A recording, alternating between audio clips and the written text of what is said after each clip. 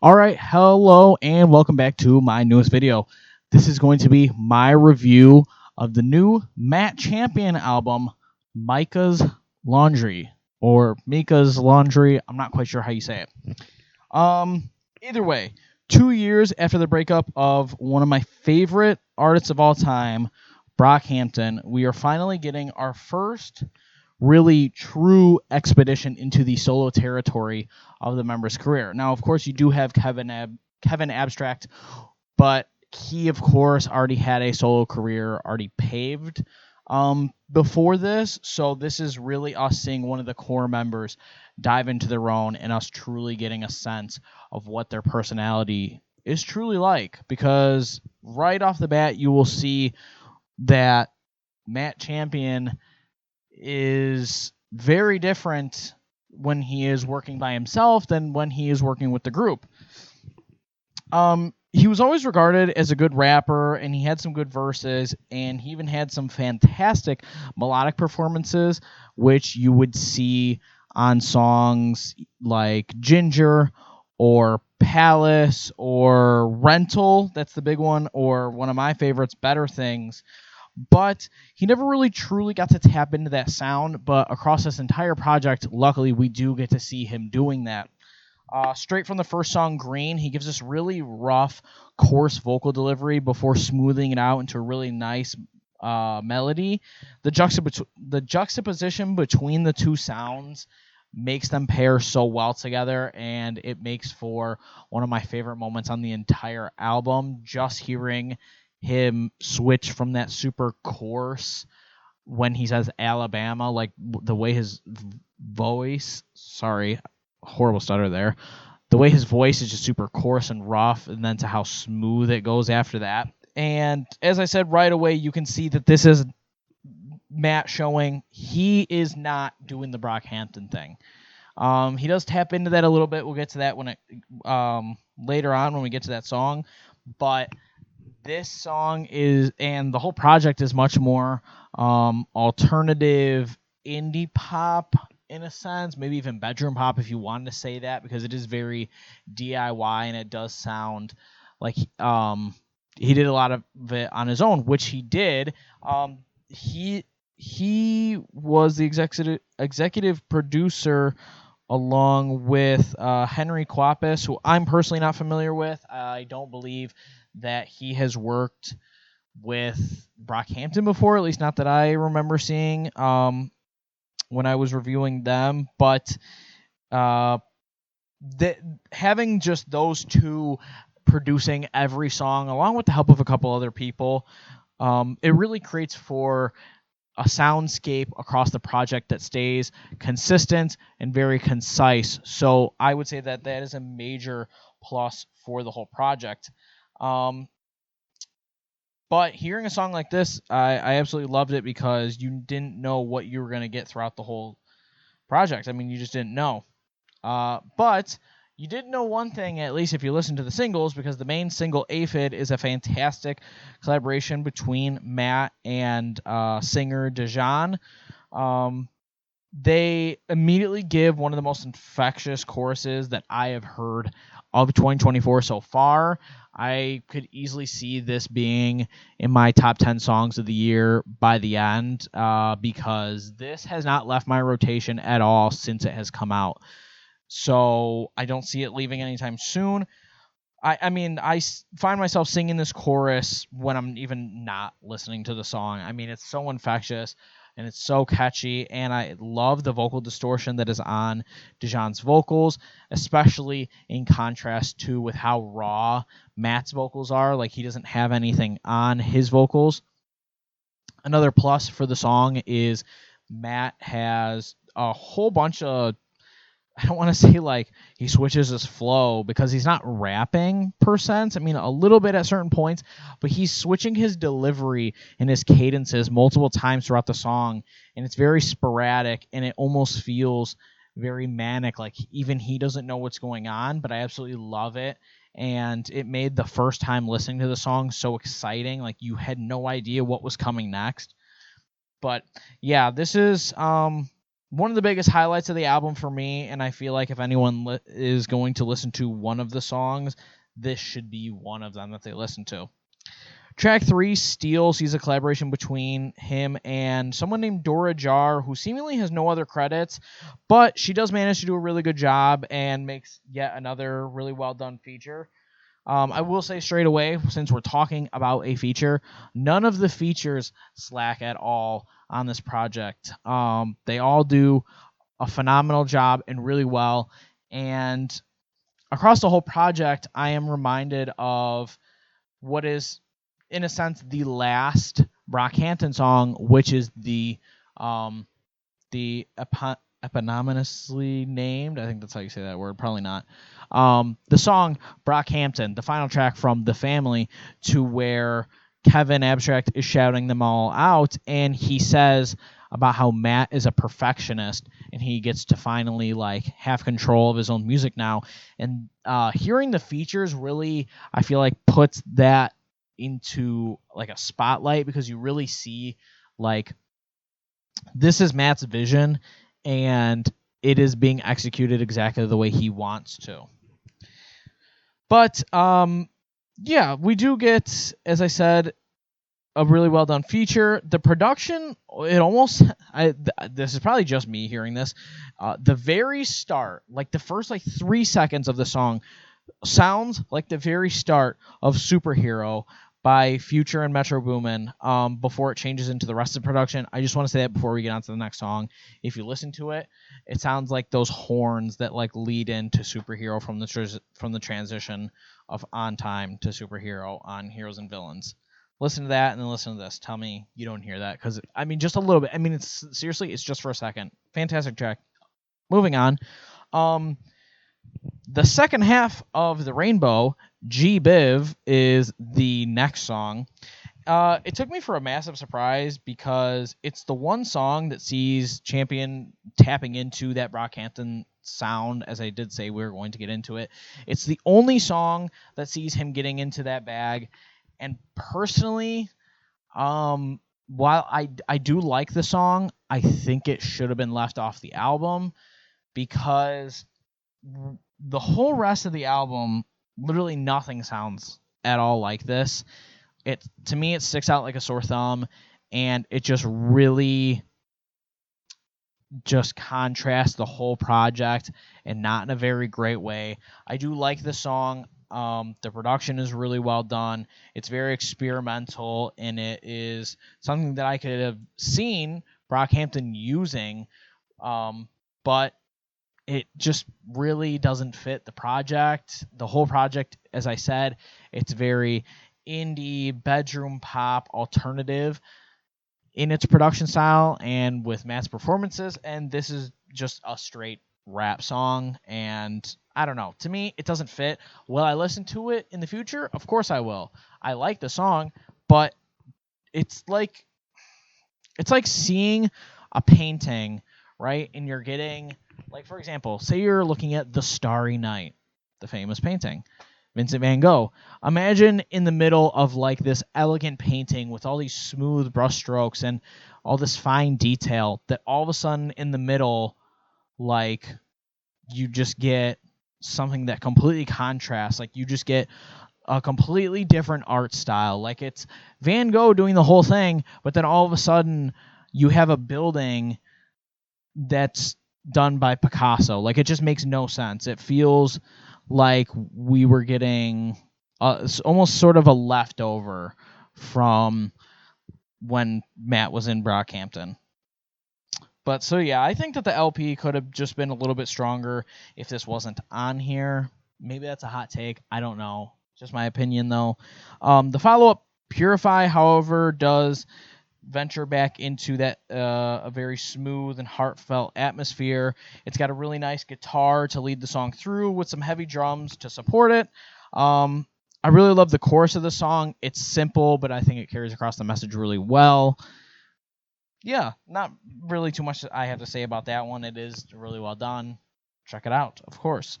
Track 6 led me to believe we were about to get some like Johnny Cash sort of style song with like a really heavy acoustic guitar to start it off. I also have no idea what the hell a dogfish is.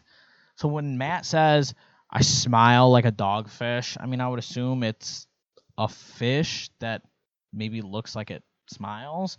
I'm not sure. But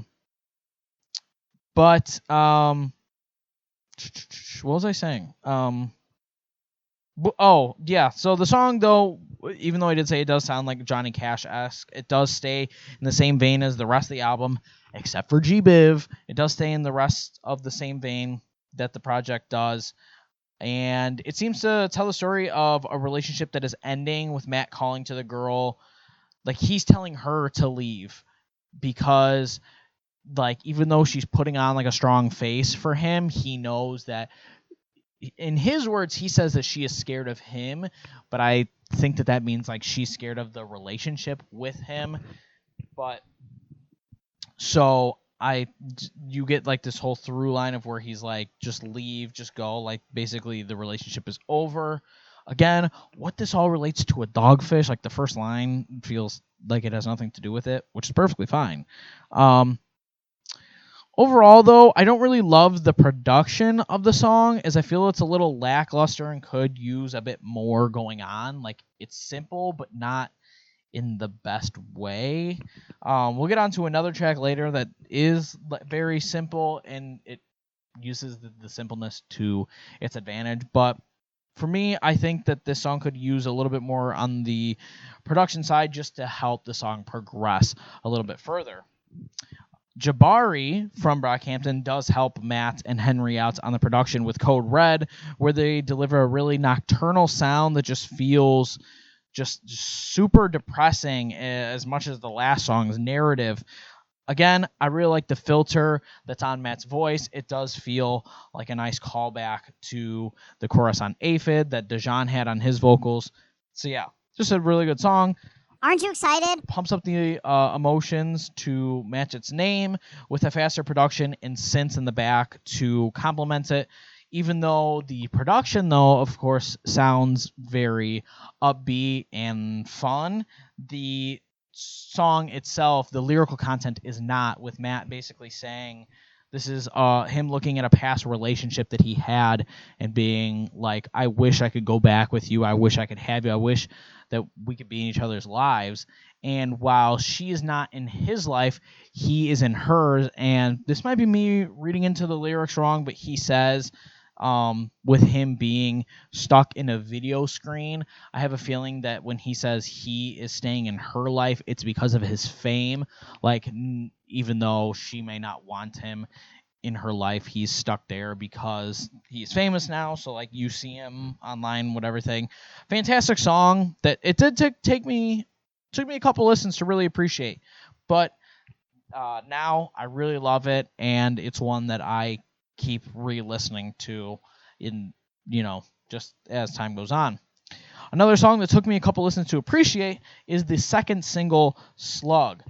This one dives even more into like an 80s dance pop sort of vibe, if you want to say. I know people hate that word, vibe, but that's the vibe you get. It's like an 80s dance sort of disco pop sound with Matt continuously hitting these crazy falsettos that, like, I guess you knew he could hit, like he does on Better Things and Rental a little bit, but this is him like really going for it, and I think he does really well. It's not like a perfect falsetto, but that's, I think, what makes it really well done is the sort of roughness with it. I do not know what he means by want you to be my slug. All I know is that it's a bar, and I really like that. But yeah, fantastic song, super dancey. Again, this is one that more and more that I listen to it, I'm just appreciating it more and more. Another massive one to check out. I'm not really sure if I'm the only one that thinks this, but Everybody Likes You feels like a very sarcastic song where literally, like, most of the lyrics, the chorus especially, is him saying, like, oh, everybody likes you, when you drink too much, when you sing too loud, when you climb up on the tables, everybody likes you. Like, it's, I don't know. I really have a hard time telling if he's being genuine. Like, this is supposed to be him telling, like, the toxic friend. It almost seems like no, man, like, everybody loves you. Like, we like the shit that you do. Or if this is him being, like, very sarcastic, like, yeah, bro, like, we love it. We love you getting drunk and being annoying as shit. I'm not sure. I do really like the song, but it kind of just makes me laugh at it. I'm just not sure what the context is and how I'm supposed to take it. But yes, I mean, the laugh at the start of the song really does also hone in the sarcastic aspect of it. But maybe Matt is also supposed to be drunk. That might be stupid, but he has, I wouldn't say like a slurred delivery, but it's very laid back, and it seems very like intoxicating the way he's singing on it.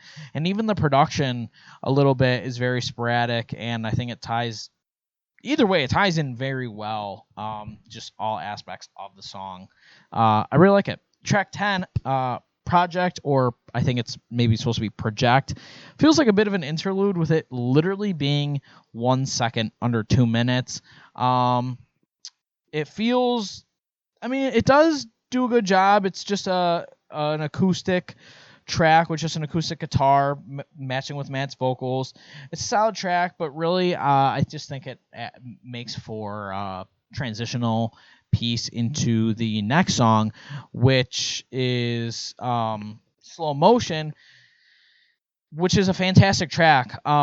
It has the last feature of the project, which is from K-pop star Jennie. Let me say that my only problem with Slow Motion is that Jennie absolutely steals the show, and I'm not saying that in a bad way. I mean, she literally makes this track her own. She does an absolutely fantastic performance on the track. But yeah, this is like a super like somber end to the project. I know it's not the last track, which also was my gripe a little bit. I feel like this would have been a perfect way to end. You have this really nice duet ballad between Jennie and Matt, and I just think it would have been such a good way to end. But unfortunately, it is not. Yeah, I just feel like this would have been like a super nice conclusion. But I will say, the song isn't perfect. I don't love the way that it ends. It just feels very abrupt, and it just like ends. Like they're singing, and I feel like their singing ends very starkly, and then like a couple seconds later the song ends, and it really makes me like wish like there's more. Like all of a sudden it ends and you're like, wait, what? Like that's it? Like that's all you got? I don't know. I do really like the song. Like the vast majority of the song is really good. It's just like the way that it ends isn't perfect. Lastly, Meetin You is the final send off, which, as I said, I like. I just don't think it ends a track off perfectly. I think that if Meetin You was placed maybe before Slow Motion, or even before Project, it would have been a nice placement. But I still do think that it does a fair enough job with rounding the album out, and it is a really good song. That is it for the base of the review. We are now going to get onto the highest highs section of the video. For best vocal performance, I'm going to give it to Slug. As I said, you have Matt going from this super high falsetto that he carries throughout the chorus, and then going into these moments where his voice is really raspy and it's very raw vocals, and just going back and forth. I think he does really well on that. Best production, I'm also going to give it to Slug. Him and Henry, man, they just bring a really infectious production to match with just the infectious lyrics that you get with the song. Yeah, as I said, it's got like that 80s synth pop sort of feel, a little bit of disco in there, and it's just super fucking well done. Absolutely love the production on here. Best songwriting, I'm going to give to Aren't You Excited. Favorite line of mine is just, won't you be my slug? That's it. I mean, simple and sweet. It's Yeah, that's it. That's just a good line. Best guest performance is going to be for Jenny. As I said, she absolutely steals the show on the second to last track. And while I do absolutely love Dijon's chorus on Aphid, that for sure I thought was going to be like my like the best feature for me on here when I got to that when the single released, I will say I actually didn't listen to it because he put out Aphid and then he put out Slug and then Slow Motion came out and I was like, I feel like I want to wait till the project comes out. Like 2 singles is good, especially because I did not think there was going to be a lot of songs, so I didn't listen to it. So when I got to that track, I was like, shit. I was like, this is the best feature on here. Like Jenny does a fantastic job. That duet, the pairing of their vocals is just really nice together. So that is the best guest performance for me. I would rate my enjoyment of the project at about a 74%. As I said, this is a really it's a really good project. I know some people, they see certain scores and they're like, "Oh, like that's not high enough," but like a 74, I mean for me, that's really good. That's a good project. But as I did say throughout the review that there are moments that aren't perfect, but I think largely as a whole, this is Matt finally diving into his own, and this is him laying out some fantastic groundwork that I can only imagine how much he's going to expand on in the future. He's got some really good bones that he is setting for his career, and I just can't wait to see what's next. Whether he's going to stay in this sort of style, like this indie pop, bedroom pop-esque territory, I don't know. I'm certainly welcome to see what else that he does. And I don't want to be too negative, but I do want to say that I know when the breakup of Brockhampton happened, they did talk about they all wanted to, like, people were starting to want to do their own things, and I almost can't help but feel like this project alone shows that, and it shows that maybe like Kevin's vision was kind of overpowering everyone else's, because I mean he straight up called himself the leader like multiple times, and I feel like when you're not like a band that has like one solo lead singer, that's kind of fucked up. Like you have, I mean, at the start you had 7 vocalists, and then you went down to 6, and then back to 7 at the very end. You had 7 vocalists for the majority of your group's career, and you're taking basically one guy and being like, well, no, this is all his idea, so he's in charge for the entire length of our group's career. And it's like, dude, you have so many people whose hands are in this, and I just feel like we could have gotten some shit like this sooner on. And I know for a fact that people, I mean, you know what, maybe they wouldn't have been super hyped about it right away, but like with time, people would totally look back and be like, oh my god, like this fucking Brockhampton song like is crazy. Like if Slug was on one of their albums, like it could have been maybe on like Ginger or like one of the Saturations, like, dude, I know that shit would have been hitting, you know, like forget about retrospect, it probably would have hit when it came out. But yeah, so either way, hearing this album, and even when I just heard Aphid, my sorrow that I felt from getting like, or from not from getting, my sorrow that I felt from when Brockhampton broke up almost kind of dissipated, and I was like, wow. I was like, well, if this is what we're gonna be getting, you know, like of course I can't speak for the other members, but like if this is what we're gonna be getting, I'm so fucking excited, and I just cannot wait to see more. So yeah, that is going to be my review of this album. I hope you enjoyed. All the links to my social medias and anywhere else you can find me, literally anywhere, are going to be in the description. Please subscribe to see more. Like the video as well. It helps a ton. Yeah, that's it. Thank you for watching. Bye now.